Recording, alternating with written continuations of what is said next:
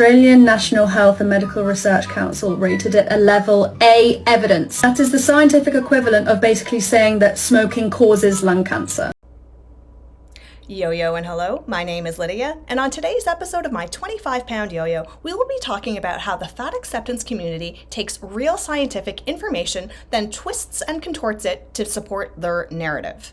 Now, I have seen this so many times, so many studies that are being misquoted by fat acceptance TikTokers, then reinterpreted by other fat acceptance TikTokers so that we have a completely different message than what was the intended message in the first place.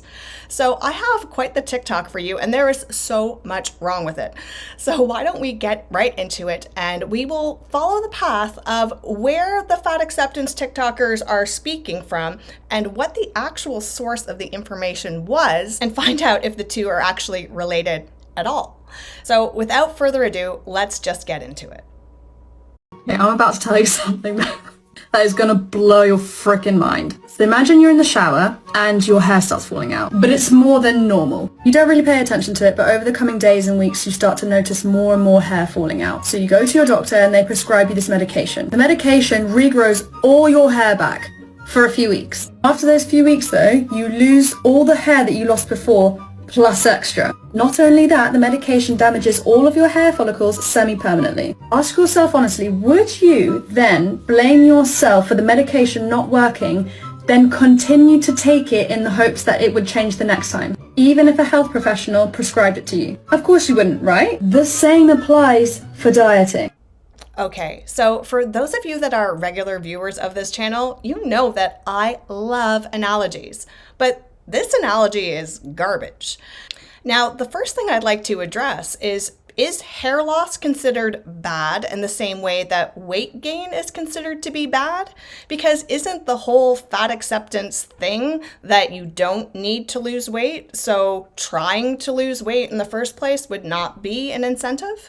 So the baseline of this argument doesn't jive for me at all. But if we get into it more, there's still lots of problems with this example. First of all, this is like a magic pill to regrow your hair. And we know there is no magic pill for weight loss.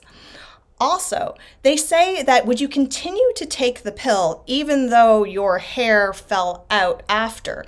But wasn't clear to me was, are you still taking the medication and your hair is falling out?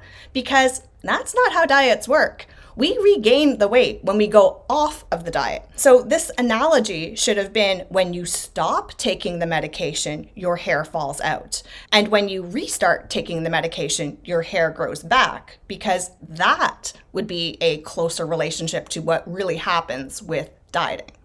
Now, if we wanted to continue down this path, we should compare this magic pill to either a fad diet, a weight loss drug, or weight loss surgery, not healthy weight loss. A more accurate comparison would be, in order to have your hair grow back, or grow back somewhat, you have a lotion that you need to massage into your hair for 30 minutes every day.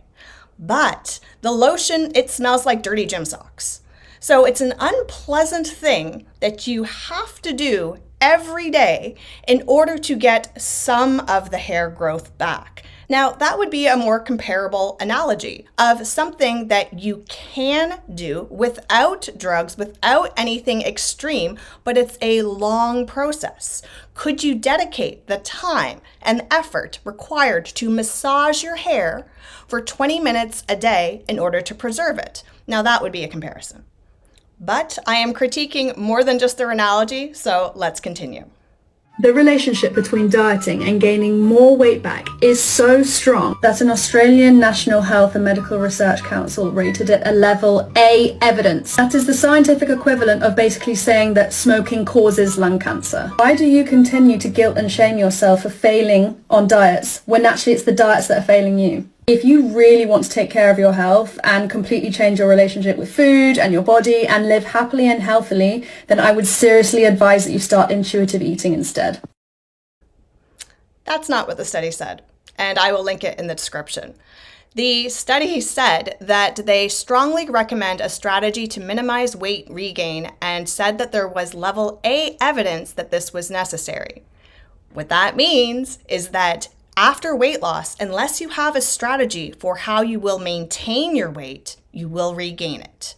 This does not mean that diets do not work. In fact, if you go deeper into this paper, there's tons of information on how diets have been beneficial, how people have been able to lose weight, how they've improved their health, all of this evidence to support achieving a healthy weight as good health guidelines. That is what is in this document.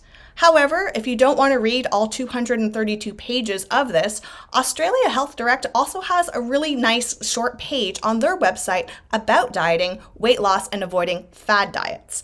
So I'm assuming that the Australian Medical Research Council is in communication with the Australian Health Direct, and they are putting together the same message about health, obesity, and weight loss. And no, they are not recommending that people don't lose weight. They recommend that people do lose weight in a healthy way and have a strategy in place to maintain their weight loss after they reach their goal. Now, what I find really upsetting here is that this TikTok has 2 layers of perversion in it. We have the publication that was actually released about obesity from the Australian Medical Health and Research Council. Then we have a TikToker saying, don't do dieting, intuitively eat. Then we have Fatsafic Bro supporting intuitive eating, which might not be a problem if it weren't for how Fatsafic Bro defines intuitive eating. So let's take a quick look at what Fatsafic Bro views as disordered eating versus intuitive eating. It is disordered eating to consume less than you require for nourishment in order to change your body size. I think that it is disordered eating to eat more than you require for nourishment in order to gain weight. I don't count calories. I eat when I'm hungry and I don't eat when I'm not hungry, and it's, that simple. But I think that having this kind of relationship with food where you eat solely for the purposes of weight gain, or you avoid eating solely for the purposes of weight loss, are all disordered eating. And I can't encourage that, and I don't encourage that. I encourage intuitive eating for everyone. And if that wasn't clear, Fatsafic Bro defines intuitive eating as, I'll have sweet treats at weird times, but I just eat what I want when I want to eat it. And he's not alone. A lot of fat activists have gotten here from intuitive eating. Just watch this post. Hi. So I've been thinking about the intuitive eating to fat liberation pathway or pipeline, whatever, however you want to call it, and why so many of us, like advocates or content creators, go from kind of aligning with the intuitive eating space and then get to the fat liberation space. And I think it's really interesting because, I started with intuitive eating. I'm a certified intuitive eating counselor. I wanted to make peace with food. I wanted to stop dieting. And then with that knowledge, you learn how systemic oppression of fat people is so problematic. And then you keep learning about how you can't really control your body's size and it's all genetic. And then you keep learning even more about how our society just punishes fat people and supports thin people regardless of if they're healthy or not. And then you learn how much healthism exists in our society, and morality somehow ties into health. And then you're left with, leave fat people alone, let them live their life, and they deserve proper health care. I'm not going to say that intuitive eating doesn't help some people. I am sure there are many people that have disordered habits that intuitive eating has fixed, but it certainly is not for everyone, and it certainly is not the recommendation that any sort of health council is doing to advise against obesity. When people quote sources, I never take their word for it. I always look it up after just to be sure. And I couldn't believe that any sort of health council would be advising against weight loss for people that are obese. It just didn't make any sense to me. So, of course, I looked it up, and that's not at all what it said. Yet that TikTok is going viral, and all the fat activists are piling on saying, see, we were told we shouldn't diet. Diets don't work anyways. And that wasn't the point of it at all. But alas, this is my 25-pound yo-yo, and not misquoting medical references makes me right. So, until next time, yo-yo, and let's go.